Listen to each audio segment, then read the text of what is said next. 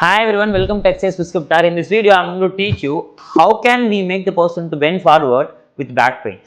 So basically, flexion, lumbar flexion progression, according to 2017 low back pain triads classification, low back pain has been classified into three patterns. One is non-specific low back pain. It's most of the low back pains comes into play 90 to 95%. Single pathoanatomical reason able to found out in this kind of cases is very difficult. And second classification is specific low back pain. For an example, we can say lumbar radiculopathy, disc herniation as well comes into play here. This is around 5% or max out 5 to 10% of the low back pain cases. And last category is a serious pathology, is less than 1%, spinal fracture or spinal tumor, spondylolisthesis and spondyloarthropathy. These are all the condition comes into play over there. Basically, we are going to talk about specific and non-specific low back pain patients who come with the complaints of unable to bend forward. How can we make them bend forward? That is what we are going to discuss today. I was categorized this lumbar flexion painful patient in a two way. One is I have fear, so I couldn't able to bend forward. The person actually lumbar flexion tolerance will be there. The person fear doesn't allow them to bend forward. For example, maybe the doctors or orthopedician or any physical therapist ask them to stop avoid forward flexion movement. So because of that, they didn't move for a couple of days. Chronic back pain cases. These are all the cases mostly comes in the non-specific low back pain. For that, they won't bend forward. That is the main reason for they have a pain during lumbar flexion. Second category, actually real pain comes. They bend forward. Actually, the symptoms will get aggravated. These kind of case mostly we can see in true lumbar radiculopathy cases. Also nowadays, most of the people come with the complaints of even though there is non-specific pain, forward flexion is painful. It is not necessary to stop movement. How can we get the exposure to that movement, make them pain free? That is an ultimate target. So considering these factors, first sequence we have to check the breathing and re-educate the breathing. Usually the patient come with the complaints of low back pain with severe flexion restriction or couldn't able to bend forward. They may have a upper chest breath more than the abdominal breath. So you have to keep the hands and ask them to breathe through abdomen. Down, up, down. Breathing re-education plays major role in start of rehabilitation of low back pain patients. From here, you can progress to ask the patient by himself, or you can keep your both hands on the abdomen. Ask them to forcefully breathe out. Breathe in. You have to push your hand and breathe out.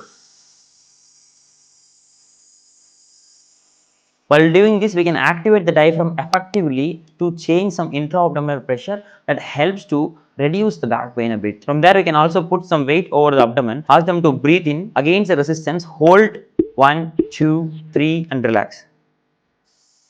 Slow controlled manner. This is also highly helpful to activate the or strengthen the diaphragm. So I didn't ask the patient to move, the person's spine is in a neutral position for less chance of aggravating the symptoms. From here, we can also do this in a knee flexed positions.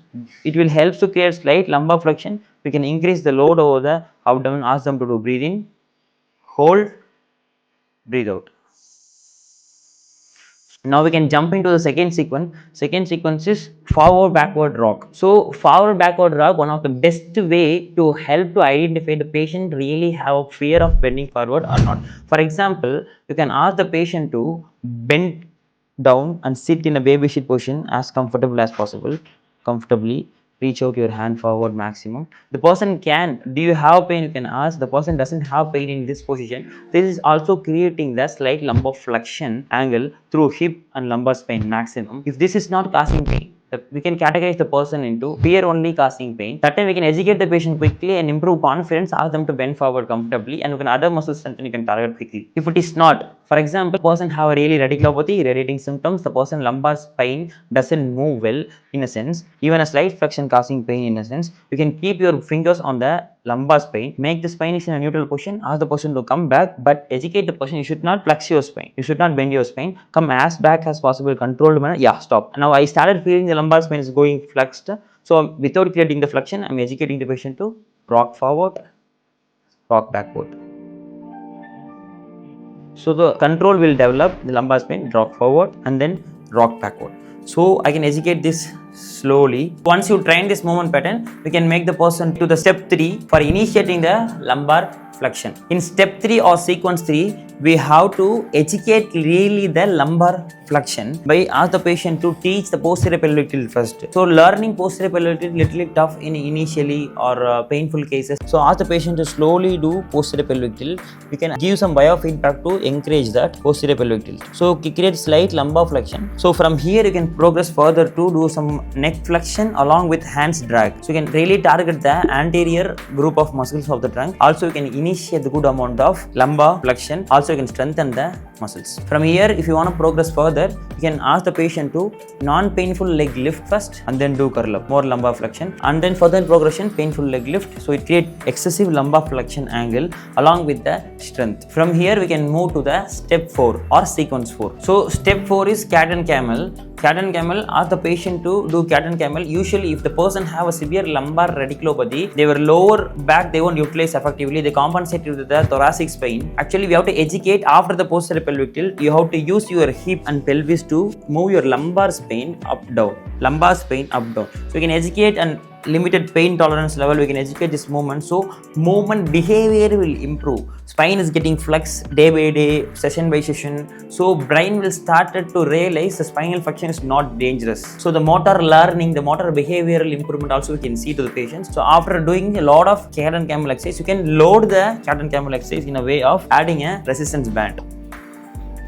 So keep the resistance band on the lower back. With resistance, ask them to go for the cat and camel. Specific targeting on the lumbar spine, so not on the thoracic spine. So this helps to improve the lumbar flexion more. For further progression, we can ask the patient to do downward facing dog position. Lift the knee and go to downward facing dog position.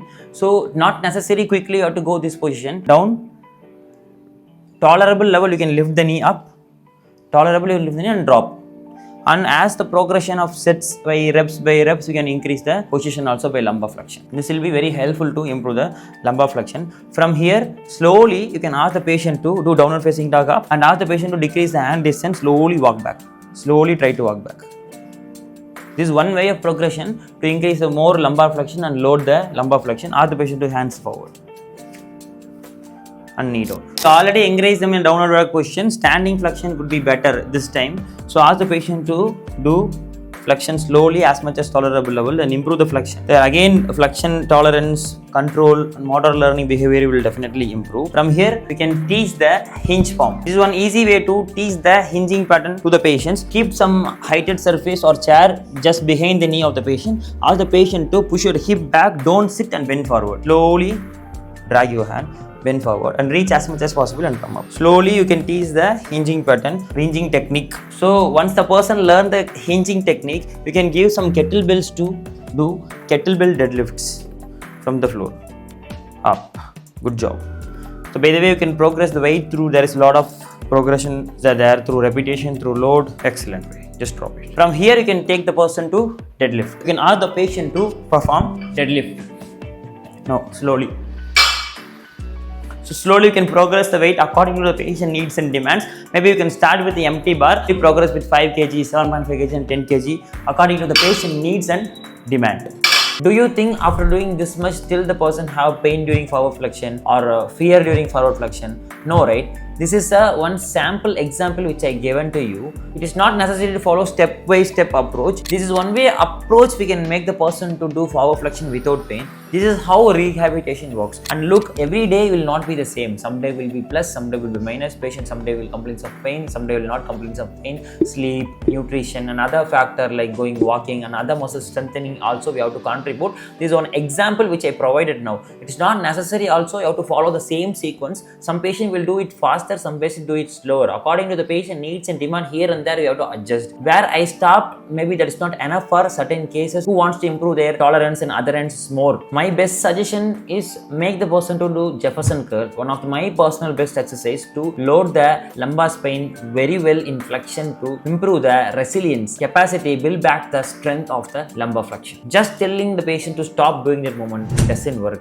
Stop doing that movement makes them more bad because fear will increase and muscle wasting will happen, movement pattern forgotten will happen from the brain. Hope you learned something new. If you have any doubts, you can ask me in the comment section. Happy learning.